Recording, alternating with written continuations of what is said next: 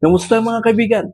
Shinoy TV po. Alam niyo ba mga kaibigan, na dito sa Canada, ang mga Vietnamese restaurant ay kilala sila pagdating sa mga sabaw. Tulad tong kakainin ko ngayon mga kaibigan, ito ang tinatawag ng beef with the meatballs, with the rice noodle soup.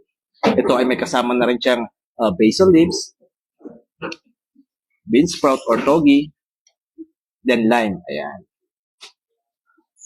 Meron siyang beef balls mga kaibigan, meron siyang rare beef. Itong noodles na ginamit mga kaibigan ay rice noodle.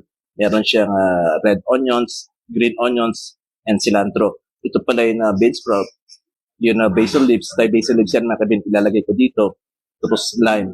Tapos ito naman mga kaibigan, pagsasamahin ko itong hoisin sauce at sriracha dito.